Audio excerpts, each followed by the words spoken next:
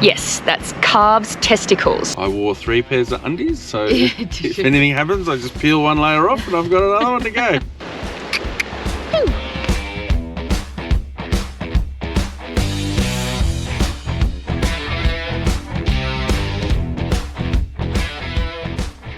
G'day. Hey everyone, today we are back on the road in the Nova Caravan and we have rolled into Beechworth, which is one of Victoria's best preserved historic gold mining towns. And honestly, how lucky are we that this is just down the road for us? It is pretty cool. It's so beautiful. So if you've been following along on our adventures, you'll know that we love a good deep dive into some Aussie history, and Beechworth is overflowing with it. Think bushrangers, gold rush chaos, old asylums, and even a brewery in an original 1850s coach house. Beechworth has stories tucked away in every corner and we can't wait to dig into them. So settle in as we wander, taste, explore and uncover the best of Beechworth. Let's go! Roll.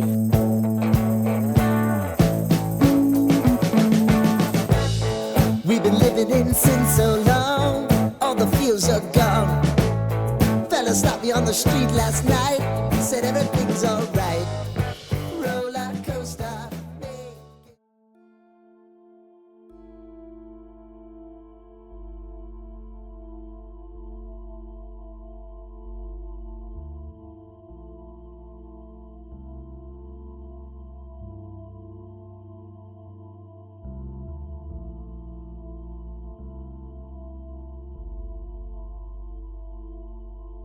We're here at the historic and now decommissioned Beechworth Asylum, which was one of the largest psychiatric hospitals in Victoria.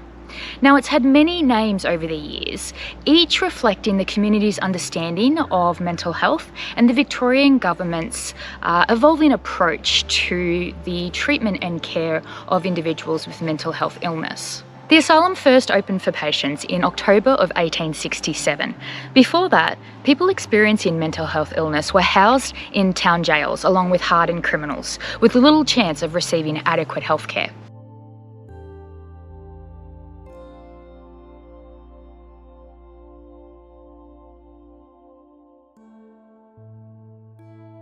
Now, the Lunacy Act of 1903, which came into effect of March of 1905, changed the terminology so that all asylums changed their names to hospitals for the insane. The Mental Hygiene Act of 1933 went ahead and changed it again, and so from 1934 through to 1967, this place was known as the Beechworth Mental Hospital.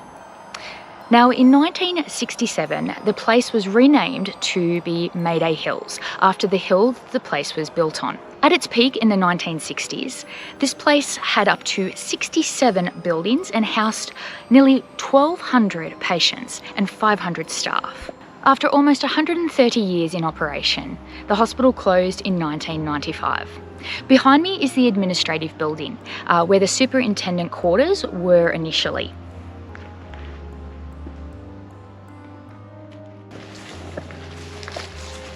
So this is the back of the administrative building where we were just before. Now, in that room, I believe, was the Chief Medical Officer's office. And the rumour has it that he used to keep souvenirs from the autopsies of the people that died here. Up to 9,000 people died during the operational years of the asylum.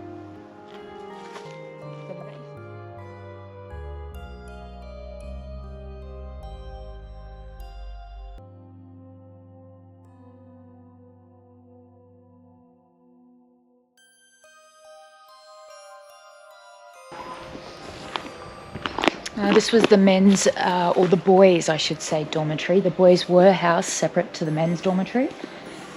Boys anywhere up to 21 would be accommodated in this building.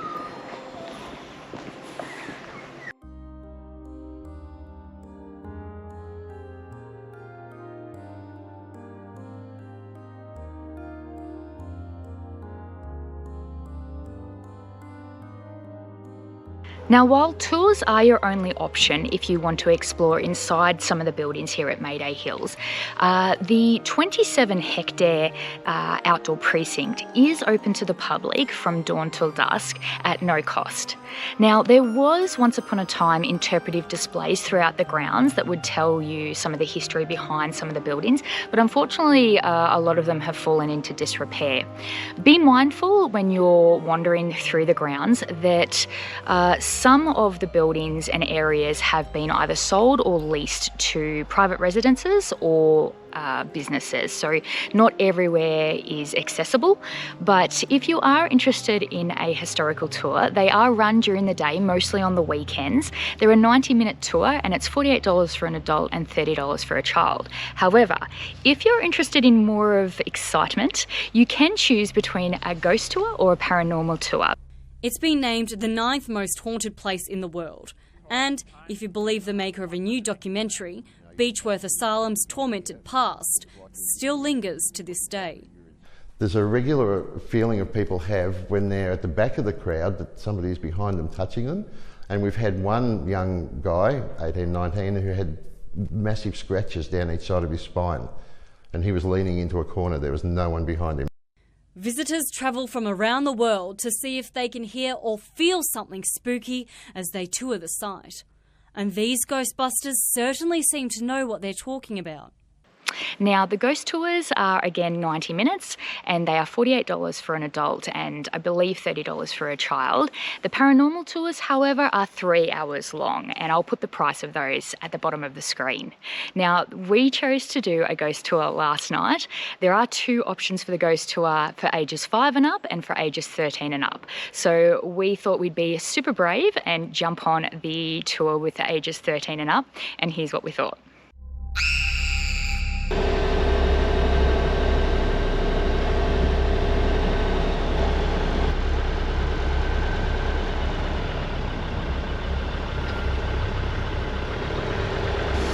It's spooky. All right, we've just pulled in to the Mayday Hills, which runs ghost tours. So we've joined the ghost tour for the 13 and up. I wanted to go to the 5 and up, but oh, he really they did. were booked out. They also do paranormal tours, which I think are 3 hours in length. But the ghost tours cover a little bit of a history of the place, some local tales, urban myths, a little bit of supernatural thrown in there as well. So this is the first time we've ever done a ghost tour, despite it being so close to home. I wore 3 pairs of undies, so if anything happens, I just peel one layer off and I've got another one to go. All right, well, we'll see you soon. 90 minutes later. What did you think? It was entertaining. It definitely was entertaining. I wish there had been a little bit more historical information, but I they suppose sell a historical tour. Yeah, I suppose if you're after more historical information, then you're best to choose the historical tours that they run during the day on the weekends only. But it was, look, it was very entertaining. Our tour guide, she was very entertaining. And it wasn't too woo-wooey. No, it wasn't poxy. I was worried it was going to be, she'll bang on the wall and try and scare us. Yeah, but it was. There was probably just enough Top. sprinkling of a bit of supernatural and a couple of little tales. But for the most part, It was fun looking through the old building in the dark with just tiny little torches. Yeah, it was good. I wish they'd go a little bit slower so that you could look around. Like there were times there where you're not looking around because it's so dark, you're just looking at where you're walking. That's and you're passing places and not able to look because there was lots you're of worried about tripping because the flooring in there is is from like the 1800s. yeah, it's not great. Literally. But some of the patch jobs that have been done are almost worse than what the original flooring would be in terms of like uneven. But anyway, it was, it's definitely... I would recommend it. I would recommend it. I would. Yeah, go in there with an open mind, just enjoy the mix of all the tales that they tell you. And the only other thing that I find a little bit distasteful is just across the car park from us is an escape room. Game room thing with the big neon sign out the front in this old historic, you know, I just think it's, oh my god, you've got a game center in this. Anyway, yeah, I don't know how I feel about that. I think it's fine. well, depending on the weather tomorrow, we might be back and have a look during the daytime. Oh, absolutely. I'm hoping so. I'm hoping to walk a few of the grounds and see some of the buildings in daylight. But anyway, it's way past our bedtime. Time to have a whiskey and go to bed. We'll see you in the morning. Bye. Bye.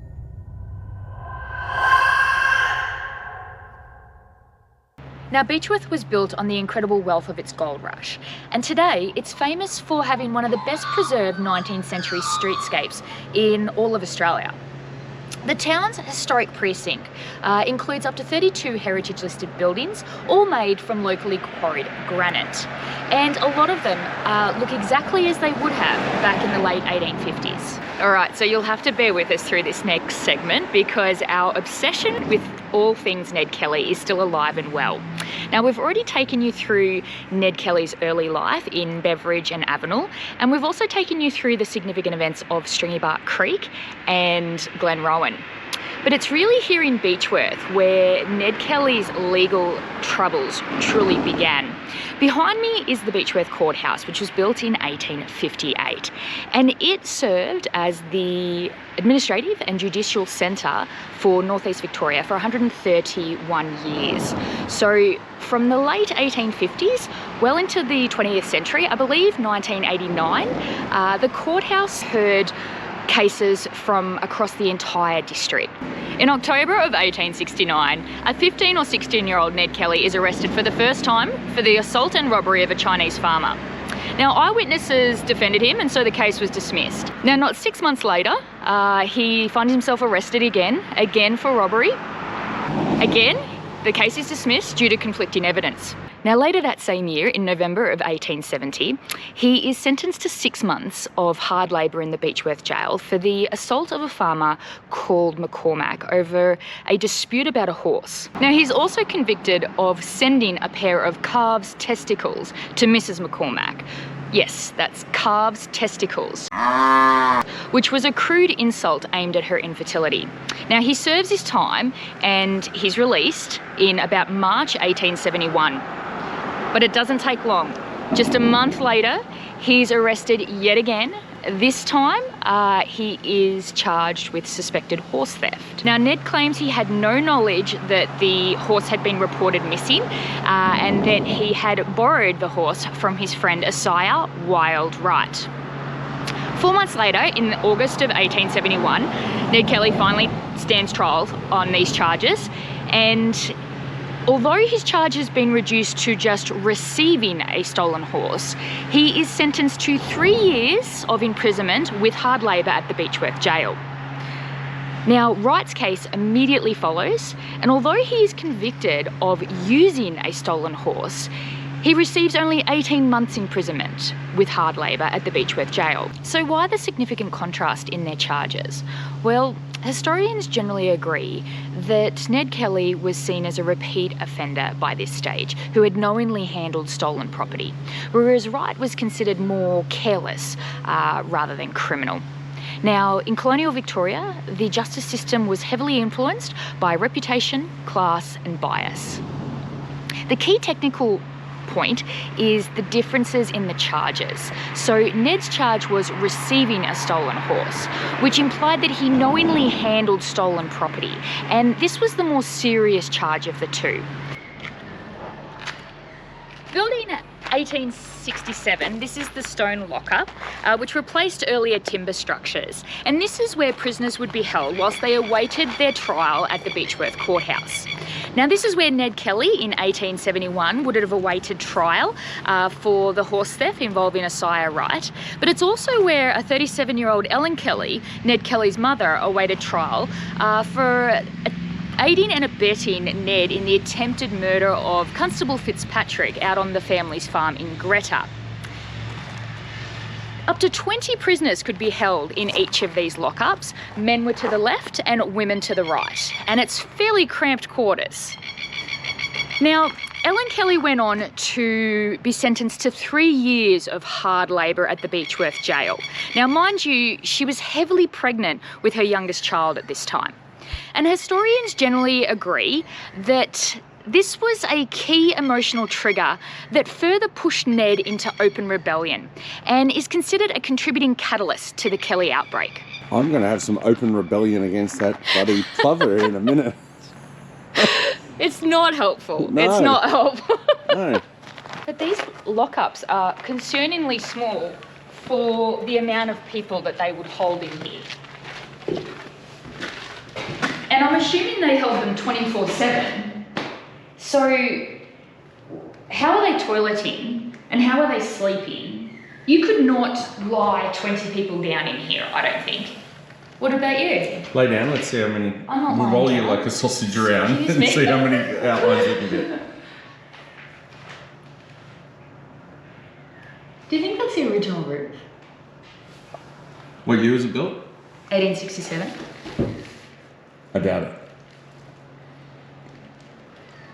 I ain't a wood expert, but I don't think that's 100. What did I say? Men to the left, women to the right.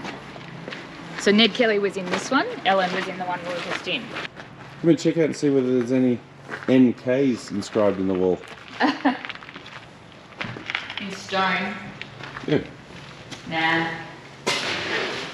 No initial? It looks like there's burn marks there though.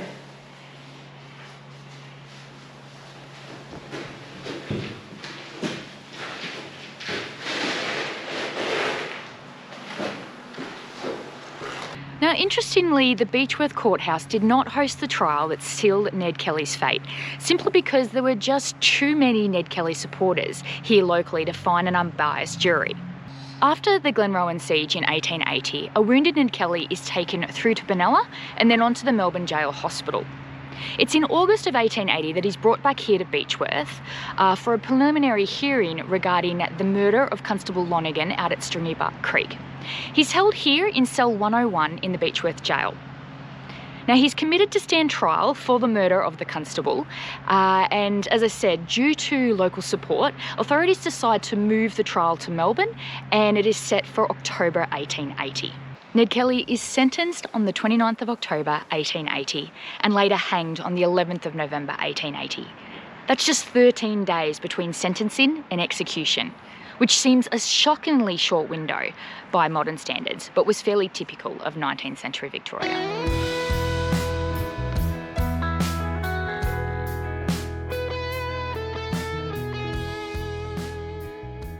Moving away from Ned, one of the most compelling stories to come out of the Beechworth Courthouse is that of Elizabeth Scott, who was the first woman to be hanged in Victoria and whose trial unfolded right here in the walls of the courthouse.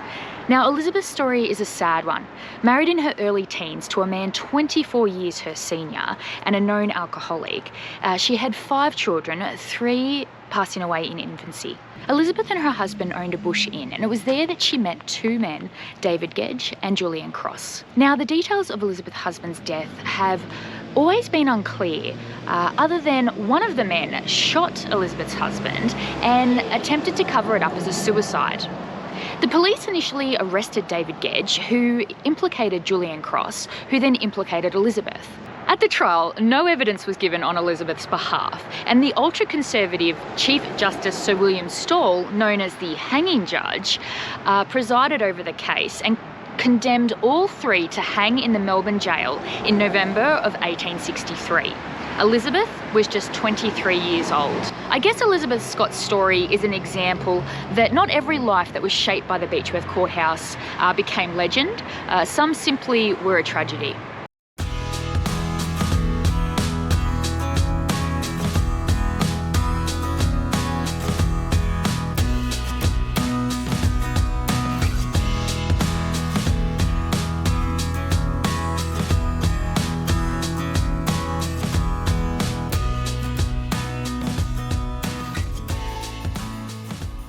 So did we just go into your favourite store? Yes. What do you think my favourite store is? Did you purchase anything? Only the whole shop. Droppy.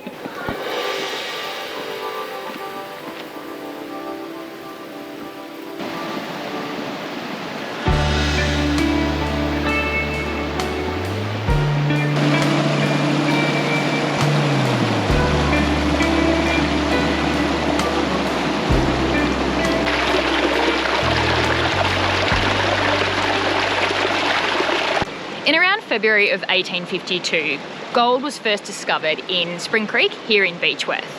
And after that, everything changed. Within just 11 months, over 8,000 hopeful prospectors had descended on this remote bush region. 5 years later, Beechworth had exploded into a bustling regional centre with a population of over 20,000 people. Between 1852 and 1866, this district produced over 4.25 million ounces of gold. That's over 132,000 kilograms of gold. And using the current price of gold in today's money, that's worth over 15 billion Australian dollars. So a very profitable gold rush here in Beechworth. And that's only considering the gold that went through the official channels. Historians estimate that up to a third was either traded or smuggled out in other ways. And this was primarily done to evade government fees and charges. So Woolshed Falls formed the centre of a mining encampment, which was, as I said, 8,000 prospectors strong. Now, the plunge pool at the base of the falls there is unusually deep for its size, and that's due to up to 2,000 ounces of gold, which is approximately 57 kilos, being extracted over the course of the mining, and that occurred between 1918 and 1920. So they dug that hole for 2 years.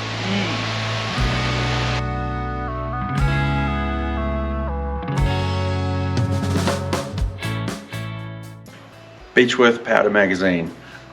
Built during the gold rush, the miners were not able to store bulk explosives with them, so they had to bring them here each afternoon and pick them up each morning. Stored in this building. Has a pretty cool, and at the time it was a unique lightning rod. You can see the black rod heading up and over the building. Obviously, if it got struck by lightning, it would have been a bad time.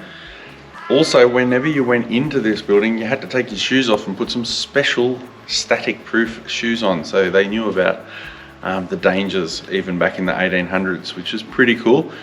If this thing was to go up, it's built with the walls and the surrounding fence out of the granite stone, so that if it went kaboom, all the force should go up rather than out into the surrounding areas where the miners were. So pretty interesting little thing. Unfortunately, we can't go in there anymore due to the homeless moving in, so that it's now locked full time. But yeah, interesting find here in Beechworth.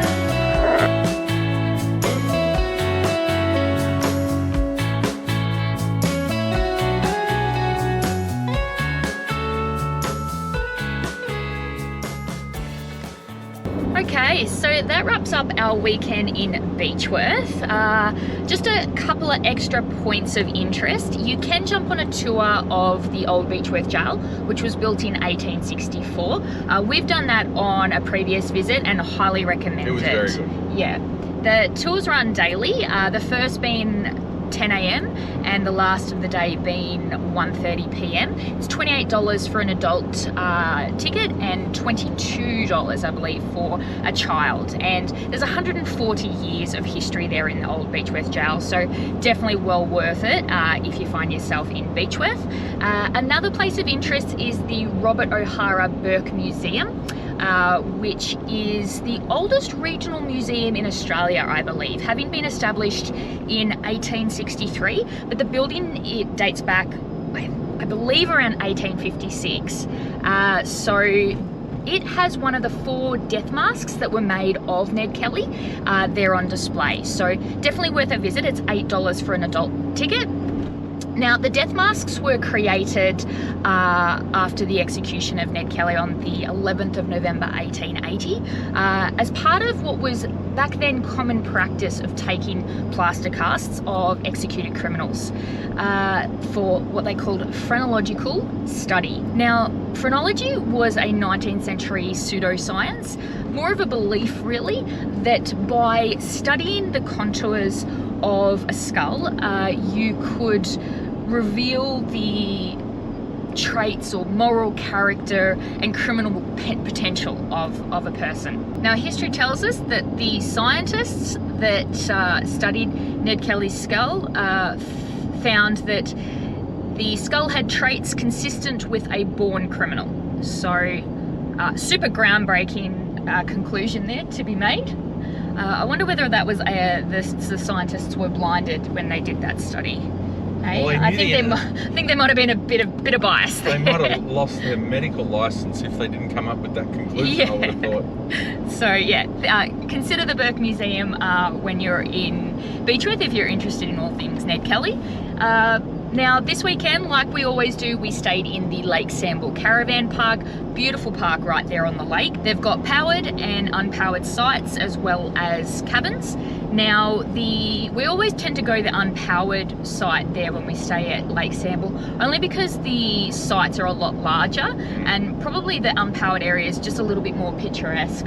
A more picturesque part of the park. Peaceful because you are spread out as well. So yeah, it's good. Amenities.